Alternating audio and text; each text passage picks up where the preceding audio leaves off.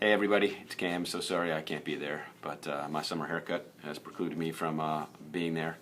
I have a couple side effects right now that I'm dealing with, but hopefully we'll get back on track with an inpatient stay this Friday. So love your prayers on that. But really sorry to miss my Kelly family there, and sorry to be there, and especially since I think doing things like this and having meetings like this are the most important thing we can do really in this life. A couple thoughts I had just first on teamwork and training. You know, I joined the right team, so to speak, in 1997 on a long road trip, and with some thoughts from my wife, I made a decision.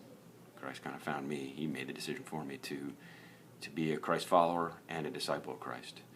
And then after that, I did some what I call training at a lot of different places, whether it be my church, C.S. Lewis Institute, small groups, men's groups, at Kelly, lots of different places, at home with my wife and my children.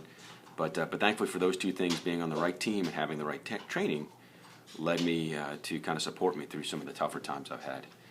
So I, flashback about 5 years ago, I was having one of the best years of my life. Was doing I thought great at Kelly.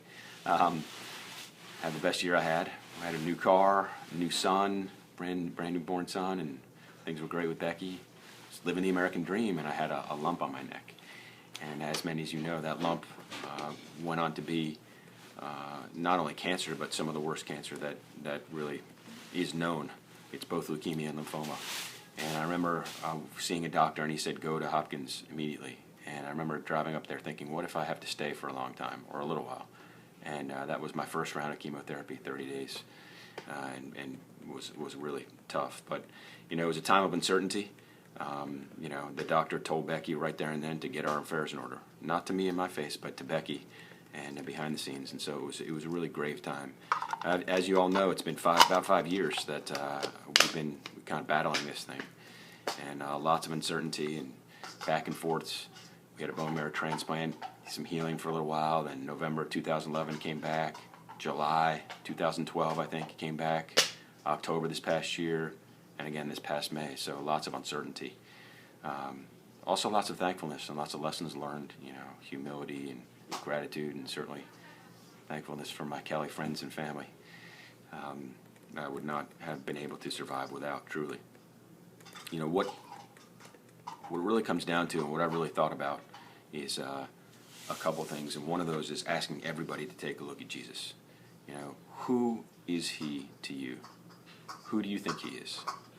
Because Jesus is either a liar, a lunatic, or the savior of the world. He can't be just some nice guy and good teacher. That is just not possible. He said himself, I am the truth, the life, and the way. No one comes to the Father except through me. So he's either crazy or he's the Savior. So I hope you know him, and if you don't know him, in the very near future, you do make a decision to know him. Nothing is guaranteed in this life, as we have come to know, not health or success or wealth or anything. Actually, the one thing that is guaranteed is death, and that comes to us all. So I pray that before all of us have to come to some of these grave decisions, that you find out who Jesus is, and I pray that you find out that he is the Savior of the world and your Savior too. God bless. Hope to see you all very soon.